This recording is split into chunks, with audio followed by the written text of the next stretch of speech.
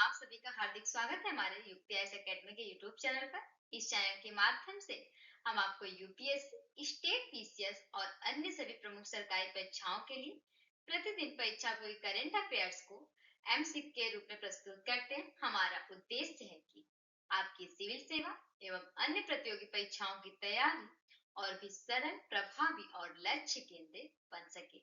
इसी के साथ शुरू करते हैं अपने 23 जनवरी के सवाल से। देखते हैं। तो हमारा सवाल था कि हाल ही में नवसिद्ध दिवस समारोह का आयोजन कहाँ किया गया। ये क्वेश्चन था हमारा। ठीक है, 4 विकल्प दिए इसमें। देखते हैं। पहला विकल्प है नई दिल्ली, दूसरा है बेंगलुरु, तीसरा है चेन्नई और चौथा है हैदराबाद। तो हम बात करें हाल ही में नवसिद्ध दिवस समारोह की, तो इसका आयोजन जो कि चेन्नई में किया गया, तीसरा विकल्प से जाएगा। और सिद्ध चिकित्सा पद्धति जो कि भारत की प्राचीन चिकित्सा प्रणालियों में से एक है। ठीक है, इसमें जो कि सिद्ध चिकित्सा में काफी चीजों का उपयोग किया जाता है, जैसे जिनमें से है जड़ी बूटी, खनिजों और प्राकृतिक तत्वों का उपयोग किया जाता है इसमें। और यह चिकित्सा पद्धति मुख्य रूप से दक्षिण भारत और विशेषकर तमिलनाडु, इन दोनों जगहों पे प्रचलित है। ठीक है, बढ़ते आगे अगले सवाल की तरफ। अगला सवाल है हमारा कि भारत में हर साल 23 जनवरी को मनाया जाने वाला पराक्रम दिवस जो कि किस महान स्वतंत्रता सेनानी की जयंती से जुड़ा हुआ है। क्वेश्चन है हमारा। 4 विकल्प है इसमें। महात्मा गांधी, भगत सिंह, जो कि तीसरा विकल्प है नेताजी सुभाष चंद्र बोस और चौथा है चंद्रशेखर आजाद। तो भारत में हर साल 23 जनवरी को जो कि मनाया जाने वाला ये पराक्रम दिवस, ये मनाया जाता है सुभाष चंद्र बोस की जयंती पर। ठीक, इस दिवस का उद्देश्य होता है कि नेताजी के साहस, नेतृत्व और देशभक्ति और बलिदान को याद करना। यह दिन जो कि विशेष रूप से युवाओं और छात्रों को निर्भीक, अनुशासित और राष्ट्रभक्त बनने के लिए प्रेरित करता है, जो कि प्रेरित करने के लिए घोषित किए गए। ठीक है, अगला सवाल है हमारा कि केंद्र सरकार ने हाल ही में किस सामाजिक सुरक्षा योजना को वित्त वर्ष 2030-2031 तक जारी रखने की मंजूरी दी है। 4 विकल्प है इसमें।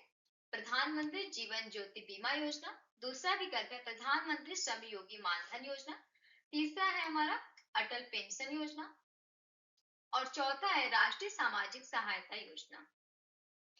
तो हाल ही की बात है, केंद्र सरकार ने अटल पेंशन योजना, तीसरा विकल्प हो जाएगा यहाँ से, जो कि इस सुरक्षा योजना को वित्त वर्ष 2030-2031 तक जारी रखने की मंजूरी दी। और यह योजना जो कि खास तौर पर असंगठित क्षेत्र के श्रमिकों, मतलब मजदूर, रेहड़ी पटरी वाले, घरेलू कामगार, ये सभी आदि के लिए है। इसके तहत क्या है कि 60 वर्ष की उम्र के बाद 1000 से 5000 तक निश्चित मासिक पेंशन मिलती है। और इस फैसले के उद्देश्य से है कि लोगों को बुढ़ापे में आर्थिक सुरक्षा देना और वित्तीय समावेशन को मजबूत करना, ये इसके उद्देश्य है। बढ़ते हैं अगले सवाल की तरफ। अगला सवाल है हमारा कि शोध रिसर्च मतलब करने वाले छात्रों को 25,000 प्रति माह की आर्थिक सहायता देने की नई योजना हाल ही में किस राज्य ने शुरू की। क्वेश्चन है हमारा। 4 विकल्प है इसमें। बिहार, असम, ओडिशा या झारखंड ने। तो बिहार ही में रिसर्च करने वाले छात्रों को 25,000 प्रति माह जो कि आर्थिक सहायता देने के लिए ये नई योजना हाल ही में घोषित की है असम सरकार ने। और इस योजना के तहत क्या है कि सामान्य शोधार्थियों को 25,000 प्रति माह और दिव्यांग शोधार्थियों को 40,000 प्रति माह दिया जाए। ठीक है, और यह योजना जो कि अटल बिचल अग्रगामी असम योजना के अंतर्गत शुरू की गई है और जिसका उद्देश्य है कि छात्रों को बिना आर्थिक चिंता के रिसर्च और पढ़ाई पर ध्यान देने में काफी मदद करना, ये इसके उद्देश्य है। बात करते हैं असम की। तो असम की जो कि कैपिटल है दिसपुर, यहाँ पे मैप में। यहाँ के सीएम है हेमंत बिश्व शर्मा और गवर्नर है लक्ष्मण आचार्य। बड़े शहर की बात करें असम की, तो सबसे बड़ा शहर गुवाहाटी है और यह राज्य जो कि ब्रह्मपुत्र नदी के लिए काफी प्रसिद्ध है।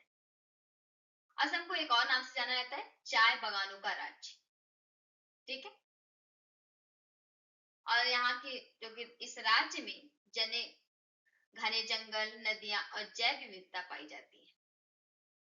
वही सांस्कृतिक और त्योहार में देखिए अगर, तो असम का प्रमुख त्योहार जो कि बिहू है, जो कि साल में 3 बार मनाया जाता है। और यहाँ की पारंपरिक वेशभूषा जो कि होती है मेखला चादर, ये वहां की पारंपरिक वेशभूषा है। लोक नृत्य और लोक संगीत असम की पहचान है। और कामाख्या मंदिर जो कि भारत की प्रमुख शक्ति पीठों में से एक है, और जो कहाँ पर है, यहाँ असम में। और यहाँ क्या है कि हिंदू, मुस्लिम, ईसाई और जनजाति धर्मों का शांतिपूर्ण सह-अस्तित्व देखने को मिलता है। तो ये थी हमारी कुछ असम संबंधी बातें। असम की प्रमुख भाषा की अगर देखें तो यहाँ पे असम की प्रमुख भाषा असमिया है। इसके अलावा कुछ और है जैसे बोडो, बांग्ला, हिंदी आदि, ये सभी भाषाएं भी यहाँ पे बोली जाती है। ठीक है। अगला सवाल देखते हैं। अगला सवाल है हमारा कि हाल ही में भारतीय महिला सीनियर फुटबॉल टीम की जिम्मेदारी किस विदेशी कोच को सौंपी गई है? क्वेश्चन है हमारा, 4 विकल्प दिए इसमें। प्रिया विवी, क्रिस्पिन चेतनी, तीसरा है अमेलिया वाल्वरेडे, चौथा है मारियो अगुइयार। इसमें अमेलिया वाल्वरेडे तीसरा विकल्प हो जाएगा। ये भारतीय महिला सीनियर फुटबॉल टीम की जिम्मेदारी इन्हें सौंपी गई है। किसने की? तो अखिल भारतीय फुटबॉल महासंघ ने इन्हें अपना, क्योंकि इन्हें नया कोच नियुक्त किया है। और अमेलिया वालडे जो कि कोस्टा रिका की रहने वाली है और इनकी उम्र जो कि 39 वर्ष है। याद रखेंगे। ये इस समय जो कि तुर्की के अंत्याला में भारतीय टीम के प्रशिक्षण शिविर से जुड़ी हुई है, और जहां टीम एएफसी महिला एशिया कप 2026 की तैयारी कर रही है। देखते हैं अगला सवाल। अगला सवाल हमारा कि हाल ही में national Paralympic power lifting championship का उद्घाटन कहाँ शुरू हुआ? तो 4 विकल्प है, देहरादून, रुद्रपुर, रुड़की और हरिद्वार। सही विकल्प हो जाएगा रुड़की। हाल ही में राष्ट्रीय पैरालंपिक पावर लिफ्टिंग चैंपियनशिप का उद्घाटन कहाँ किया गया? तो ये रुड़की में किया गया। इस कार्यक्रम का उद्घाटन जो कि पुष्कर सिंह धामी ने वर्चुअल माध्यम से किया। याद रखेंगे, पुष्कर सिंह धामी ने वर्चुअल माध्यम से किया। और यह प्रतियोगिता जो कि COER विश्वविद्यालय रुड़की में 16 जनवरी 2026 को आयोजित हुई, जिसका उद्देश्य था कि दिव्यांग खिलाड़ियों को प्रोत्साहित करना और पैरालंपिक खेलों को बढ़ावा देना। ये इसके मुख्य उद्देश्य थे। देखते हैं अगला सवाल। अगला सवाल है हमारा कि हाल ही में किस शहर को भारत का सबसे सुरक्षित शहर घोषित किया गया है? 4 विकल्प दिए इसमें, दिल्ली, मुंबई, मंगलुरु या बेंगलुरु। तो हाल ही की बात है, ये मंगलुरु शहर को भारत का सबसे सुरक्षित शहर घोषित किया गया। ठीक है। क्योंकि न्यू सेफ्टी इंडेक्स 2025-2026 की रिपोर्ट के अनुसार मंगलुरु को भारत का सबसे सुरक्षित शहर घोषित किया गया है। इसका कारण है कि वहां कम अपराध दर है और उच्च सुरक्षा स्कोर, ये इसके कुछ कारण हैं। आते हैं अगले सवाल पे। अगला सवाल है हमारा कि हाल ही में किस व्यक्ति को गार्जियन इंडिया का नया कंट्री हेड इंडिया नियुक्त किया गया? क्वेश्चन है हमारा, 4 विकल्प दिए इसमें।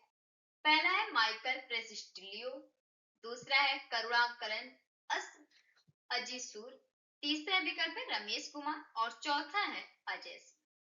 तो भी हाल ही में जो कि करुणाकरण अजीसूर, इनको कंट्री हेड इंडिया नियुक्त किया गया है गार्जियन इंडिया का। ठीक है। ये इस नई जिम्मेदारी के साथ साथ जो कि मुख्य सूचना अधिकारी CIO के पद पर भी बने रहेंगे। इस नियुक्ति का उद्देश्य है कि भारत में गार्डियन के कामकाज को मजबूत करना, तकनीक, नवाचार और बेहतर प्रबंधन को बढ़ावा देना, ये इसके उद्देश्य है। अगला सवाल है हमारा कि हाल ही में चोटों के कारण प्रतिस्पर्धी बैडमिंटन से संन्यास लेने वाली प्रसिद्ध भारतीय खिलाड़ी कौन है? चार विकल्प है पीवी सिंधु, साइना नेहवाल, अश्विनी पोनप्पा और चौथा है ज्वाला गुट्टा।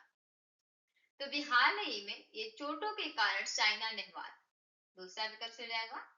ये जो कि प्रतिस्पर्धी हैं बैडमिंटन से ये संन्यास लेने वाले जो कि प्रसिद्ध भारतीय खिलाड़ी हैं।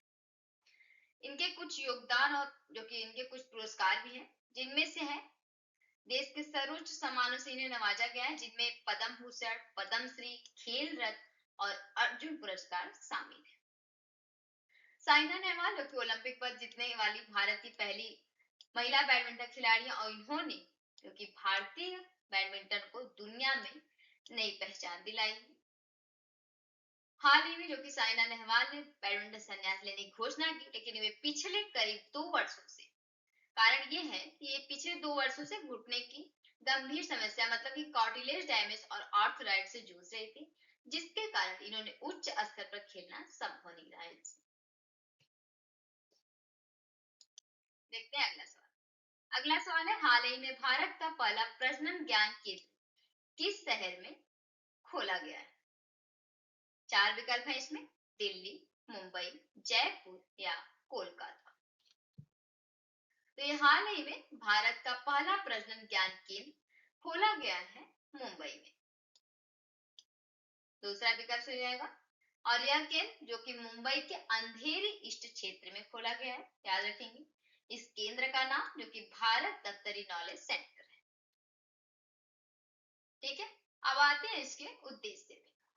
इसके उद्देश्य हैं लोगों को प्रजनन स्वास्थ्य और आईवीएफ प्रक्रिया के बारे में सही जानकारी देना, डर और गलतफहमियों को दूर करना तथा आधुनिक तकनीकी जैसे वर्चुअल रियलिटी और डिजिटल सेंटर के माध्यम से जागरूकता को बढ़ाना, ये इसके उद्देश्य हैं।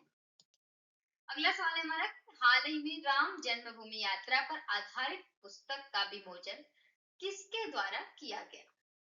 क्वेश्चन है हमारा, चार विकल्प दिए इसमें प्रधानमंत्री नरेंद्र मोदी द्वारा, दूसरा विकल्प है गृह मंत्री अमित शाह द्वारा, तीसरा है सीपी राधाकृष्णन द्वारा या चौथा है राष्ट्रपति द्रौपदी मुर्मू द्वारा। तो भी हाल ही में ये राम जन्मभूमि यात्रा पर आधारित पुस्तक का विमोचन किया गया है सीपी राधाकृष्णन द्वारा।